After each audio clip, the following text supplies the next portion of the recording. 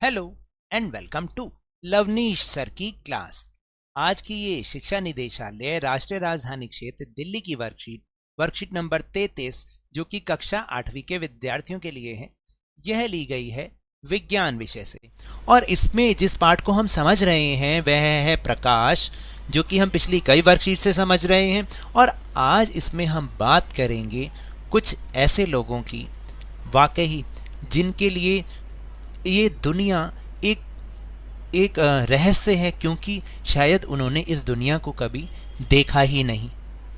तो आज हम जिनकी बात करेंगे इस लेसन में, वो लोग जो नेत्रहीन लोग हैं, जो सिर्फ जो अपने मन से शायद इस दुनिया को महसूस कर सकते हैं, क्योंकि वो अपनी आंखों से तो देख नहीं पाते हैं।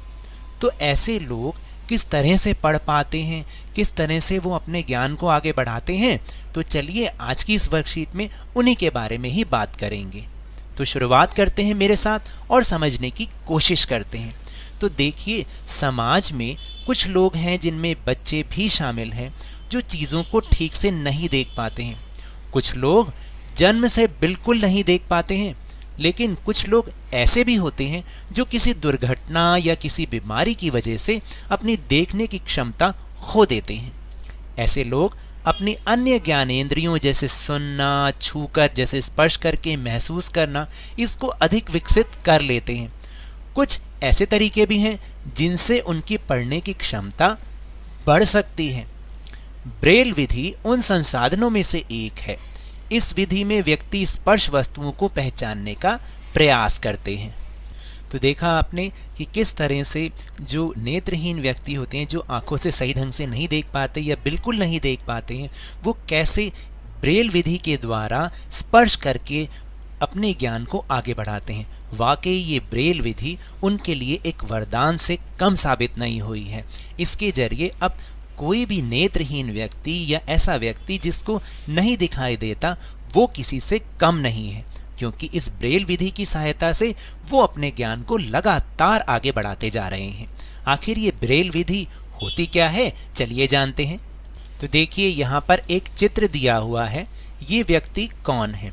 ये व्यक्ति हैं लुई ब्रेल।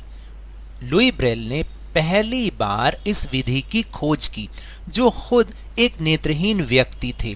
यानी कहने का मतलब है, उन्होंने ही कोशिश की और अपनी कोशिशों को कामयाब करते हुए ना केवल अपने लिए बल्कि आगे आने वाली कितनी ही पीढ़ियों में जो ऐसे व्यक्ति जो कि नेत्रहीन हैं, उनके लिए उन्होंने ऐसा काम कर दिया कि हमेशा उनको याद रखा जाएगा। सामान्य भाषाओं, गणित और वैज्ञानिक संकेत के लिए ब्रेल कोड हैं।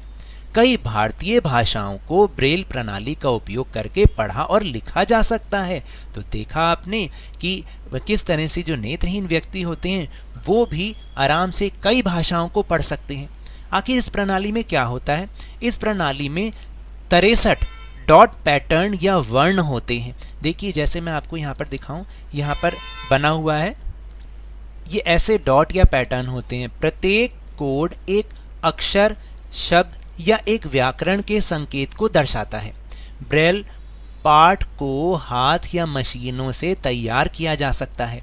आजकल टाइपराइटर जैसी युक्तियां तथा मुद्रण मशीनें विकसित की गई हैं, और इसी तरह से जैसे टाइप पर होता था ना, बिल्कुल ऐसे ही ब्रेल विधि में भी ऐसा ही होता है। व्यक्ति जो होता है वो अक्षरों को, जो डॉट या पैटर्न या उभरे होते हैं, उनको छू कर वो पता लगा लेता है। इस तरह से जो नेत्रहीन व्यक्ति हैं वो अपने ज्ञान को बढ़ाते हैं। पर क्या आप जानते हो कि नेत्रदान कोई भी व्यक्ति कर सकता है? यानी हम में से कोई भी व्यक्ति अपनी आंखों को दान कर सकता है। यह क्यों जरूरी है? यह आंखों के रोगों के साथ साथ कॉर्निया, अंधापन से पीड़ित लोगों के लिए एक मूल्यवान उपहार है। तो देखिए, हम सब जानते हैं कि नेत्रों की, आँखों की हमारे जीवन में क्या महत्वता है, क्योंकि जिनके पास आँखें हैं ना, वही जानते हैं कि वो दुनिया को कैसे देख रहे हैं, दुनिया की इतनी अच्छी अच्छी चीज़ों को देख रहे हैं।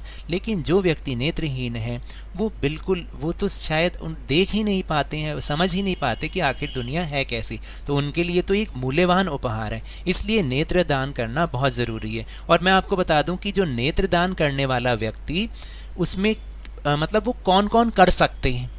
जो शायद कई लोगों के मन में ये भ्रांतियां हैं, कई लोगों के मन में ये शायद दुविधा है कि हम कर सकते हैं नहीं कर सकते। तो देखते हैं, जैसे किसी भी लिंग, महिला या पुरुष वो हो सकता है, वो नेत्रदान कर सकता है, यानी कोई भी महिला या पुरुष अपने नेत्रदान कर सकते हैं। किसी भी आयु का व्यक्ति अपने नेत्रदान कर सकता है, चाहे वो किसी भी आयु का हो, वो अपने नेत्रों को दान कर सकता है। किसी भी सामाजिक स्तर का हो सकता है, इसमें जाति धर्म का कोई भेदभाव नहीं होता कि अगर वो फला धर्म का है तो वो नेत्रदान नहीं कर सकता, या किसी जाति का है तो वो नेत्रदान नहीं कर सकता। सभी सामाजिक स्तर वाले लोग, सभी जातियों के, सभी धर्मों के लोग अपने नेत्रदान कर सकते हैं। फिर इसके बाद वो चश्मा पहनने वाला हो सकता है। तो देखिए, कई लोगों के मन में ये दुविधा होती है कि चश्मा पहनने वाले लोग नेत्रदान नहीं कर सकते। चश्मा पहनने वाले लोग भी नेत्रदान कर सकते हैं, लेकिन एड्स, हेपेटाइटिस बी या सी, हाइड्रोलिसिस, ल्यूकेमिया, टेटनस, हैजा, मस्तिष्क अनुसंधान से पीड़ित व्यक्ति नेत्रदान नहीं कर सकते हैं। तो देखिए, अगर ये इस बीमारी से पीड़ित है कोई व्यक्ति, तो वो अपनी आँखों का दान, नेत्रदान नहीं कर सकते हैं। तो एक व्यक्ति जो आंखें दान करना चाहता है, उसे एक पंजीकृत नेत्र बैंक में के साथ एक प्रतिज्ञा लेनी होगी और अपने जीवन काल के दौरान अपनी आंखों को विरासत के रूप में रखना होगा। तो देखिए, जो भी व्यक्ति आंखें दान करना चाहता है ना, उसे एक आई बैंक के साथ पहले तो जुड़ना पड़ता है, फिर वहाँ पर उसको एक प्रतिज्ञा लेनी होती है कि वो अपने पूरे जीवन काल में अपनी आंखों को एक विरासत के रूप में रखेगा, यानी अपनी आंखों को खराब नहीं करेगा। तो आप भी, जो भी व्यक्ति आंखें दान करना चाहता है, तो वो जरूर करे, और इससे आप समझते हैं कि उन व्यक्तियों को एक नया जीवन मिल सकता है जिन्होंने दुनिया कभी देखी ही नहीं हो। तो ये तो थी आज की वर्कशीट। अब हम चलते हैं अपने प्रश्नोत्तर की ओर। तो देखिए, पहला प्रश्न है कि ब्रेल प्रणाली क्या है और यह प्रणाली किसने विकसित की। तो ब्रेल प्रणाली में 63 डॉट पैटर्न या वर्ण होते हैं। प्रत्येक कोड एक अक्षर, शब्द या फिर एक व्याकरण के संकेत को दर्शाता है। लुई ब्रेल ने पहली बार इस विधि की खोज की थी, जो खुद एक नेत्रहीन व्यक्ति थे। फिर इसके बाद दूसरा प्रश्न है, सही या गलत को चिन्हित करें। तो देखिए, महिला या बच्चे आंखें दान नहीं कर सकते। सही है या गलत? गलत है, सभी कर सकते हैं। फिर दूसरा है, चश्मा पहनने वाले व्यक्ति की मृत्यु के 4 से 6 घंटे के भीतर आंखें दान कर सकते हैं। बिल्कुल कर सकते हैं, तो इसका उत्तर है सही।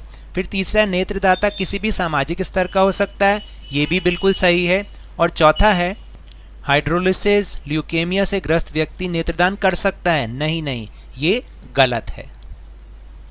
और इसके बाद आखिरी प्रश्न, प्रश्न नंबर 3, हमें अपनी आंखें नेत्र बैंक में दान क्यों करनी चाहिए। तो देखिए, हमें अपनी आंखें नेत्र बैंक में इसलिए दान करनी चाहिए क्योंकि यह आंखों के रोगों के साथ साथ कॉर्निया और अंधापन से पीड़ित लोगों के लिए एक मूल्यवान उपहार है। इसलिए हमें नेत्र बैंक में अपनी आंखें दान करनी चाहिए। तो ये तो थी आज की वर्कशीट, और मेरे इस तरह समझाने से अगर आपको थोड़ा सा भी समझ में आया हो तो इस चैनल को ज़्यादा से ज़्यादा सब्सक्राइब कीजिए, लाइक कीजिए और बहुत ज़्यादा शेयर भी कीजिए। और हाँ, मेरे साथ इसी तरह वर्कशीट को समझते रहिए, लेकिन ध्यान और मन लगाकर पूरी मेहनत और लगन के साथ पढ़ते रहिए। और अगर आपको कोरोना वायरस को हराना है ना, तो मास्क जरूर लगा के रखिए, क्योंकि जब तक दवाई नहीं तब तक कोई ढिलाई नहीं।